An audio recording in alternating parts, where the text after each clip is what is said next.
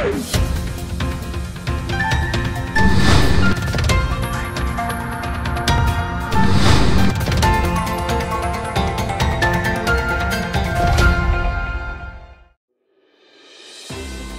Marudhar bulletin में आपका स्वागत है। मैं हूं आपके साथ अश्विनी सिरोही।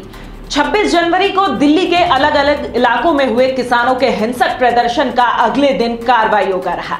बुधवार सुबह से ही दिल्ली पुलिस सक्रिय हो गई। शाम होते होते 37 किसान नेताओं पर एफआईआर दर्ज कर ली गई। इसके साथ ही 200 लोगों को हिरासत में ले लिया गया। इन पर हिंसा करने और लोगों को भड़काने के आरोप हैं। पुलिस की कार्रवाई के महज 3 घंटे बाद शाम 4 बजे के करीब किसान संगठनों की फूट भी सामने आ गई है। राष्ट्रीय मजदूर किसान संगठन और भारतीय किसान यूनियन भानु ने खुद को आंदोलन से अलग करने की घोषणा कर दी।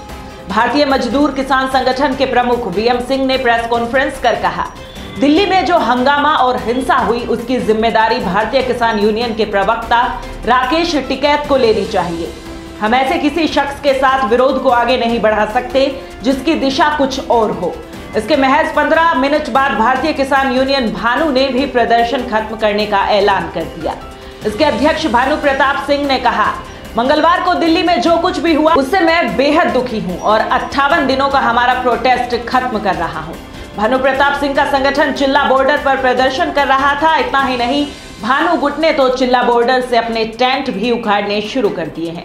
इसके अलावा किसान संगठनों ने 1 फरवरी को संसद मार्च निकालने का ऐलान किया था, इसे टाल दिया गया है। अब वो शहीद दिवस यानी 30 जनवरी को पूरे देश में पब्लिक रैली करेंगे। नए कृषि कानूनों के खिलाफ जारी किसान आंदोलन को लेकर देर रात गाजीपुर बॉर्डर में हंगामे की स्थिति बन गई। भारतीय किसान यूनियन के प्रवक्ता राकेश टिकैत का आरोप है कि पुलिस ने रात को इनके कैंप की बिजली काट दी।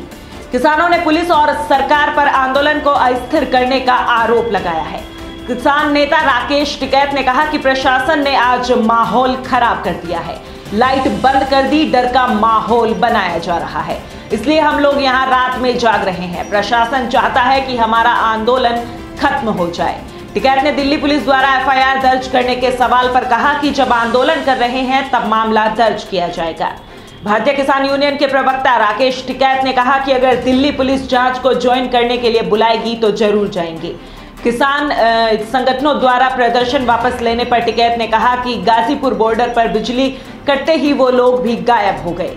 किसान नेता राकेश टिकैत ने कहा कि हमारा आंदोलन जारी रहेगा। लाल किले पर जो कुछ हुआ और जिसने भी किया उसके खिलाफ कार्रवाई होनी चाहिए।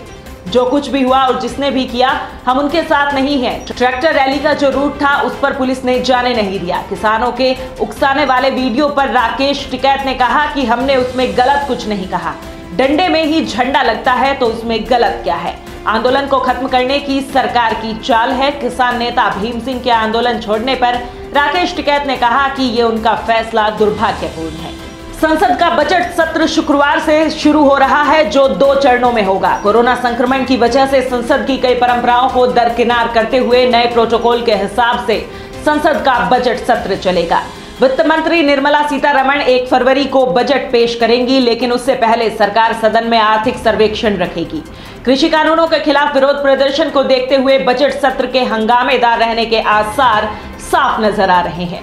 किसान आंदोलन, भारत चीन मुद्दे, देश की गिरती अर्थव्यवस्था और व्हाट्सएप चैट्स लीक मामले को लेकर विपक्ष सदन में मोदी सरकार को घेरने की कवायद में है।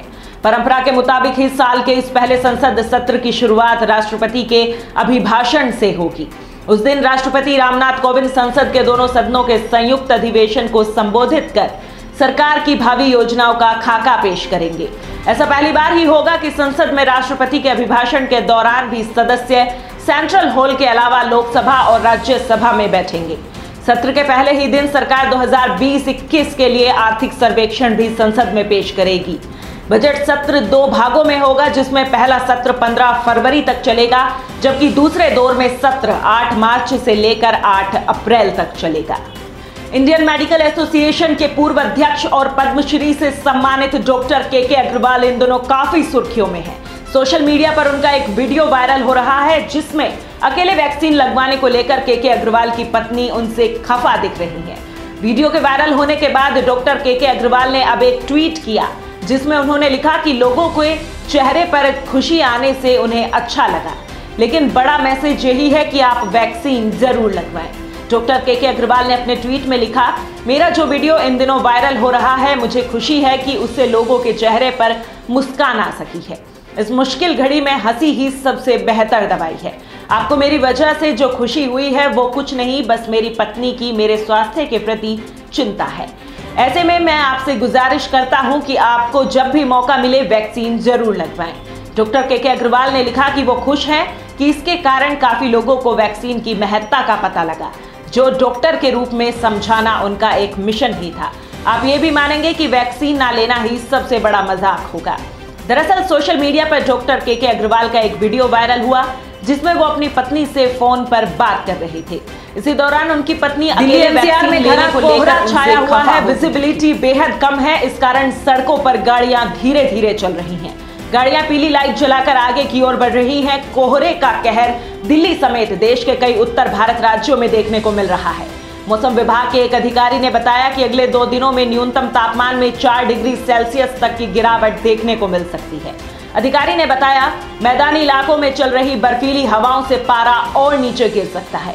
उत्तर भारत के अधिकांश हिस्से ठंड की चपेट में हैं। पहाड़ों पर बर्फबारी के कारण मैदानी इलाकों में सर्द हवाएं और सर्दी में बढ़ोतरी हुई है। वहीं भारत मौसम विज्ञान विभाग ने जानकारी दी है कि उत्तर भारत के मैदानों और मध्य भारत में अगले 4 दिन खुश्क हवाओं का दौरा चलेगा। इसके कारण उत्तराखंड, पंजाब, हरियाणा, चंडीगढ़, उत्तर प्रदेश में अगले 3 से 4 दिन घना कोहरा छाने का अनुमान है। इस बुलेटिन में बस इतना ही। तमाम बड़ी खबरों के लिए देखते रहिए मरुधर बुलेटिन। नमस्कार।